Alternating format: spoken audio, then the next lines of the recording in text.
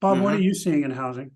I think the most important thing on housing to recognize is that the composition of the housing market at a peak or a boom is just like totally different than at a freeze. And we're at a freeze. Mhm. And, we're at like a traditional standoff, they're, both sides are staring at each other, that being the buyers who want lower prices and the sellers who don't want to sell, and they're just kind of staring at each other. And usually what you usually need a catalyst in the housing market to start to create that price change. And like in 06, 07, we had a catalyst, which was there were a lot of floaters, right, and IOs that basically reset and totally hammered people, right? And so that was the catalyst back then.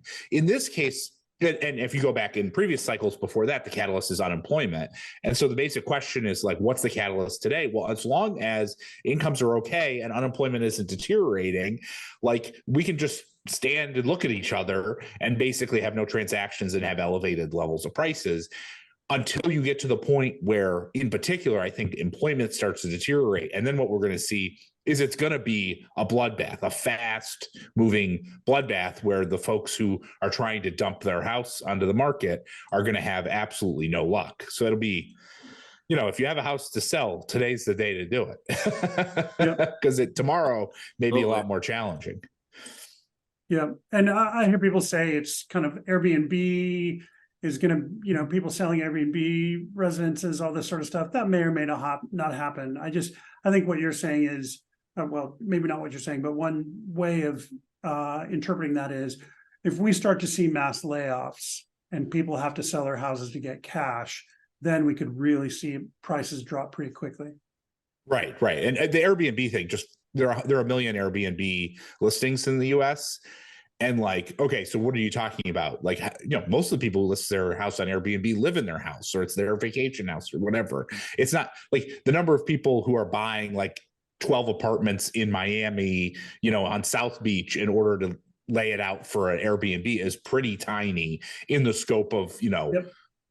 hundreds, 100 million units that are out there in the market, right? Right. Airbnb will not be the catalyst. Unemployment, that could be a catalyst. Right. Yeah. And you don't even see like slowdown in hiring and construction, which would tell you that maybe the housing market's getting soft. I mean, there's no layoffs in the construction sector. Yeah, that's right. I mean, it's basically, part of that's the multifamily. There's also these secular dynamics, which is basically the household formation has been, considerably elevated, making us millions of units short relative to household formation over the course of the last 15 years coming out of the financial crisis. And so, in some ways, a few Airbnb owners puking out their Airbnbs would actually be good because there's some young couples who would love to live in those apartments at a slightly lower price than they can right now. Yep. Yeah, well, there might be a microcosm to actually watch because New York just banned Airbnb. So I'd like to see what the rental market does there in the next 6 months. See if there's some kind of like lowering of it. So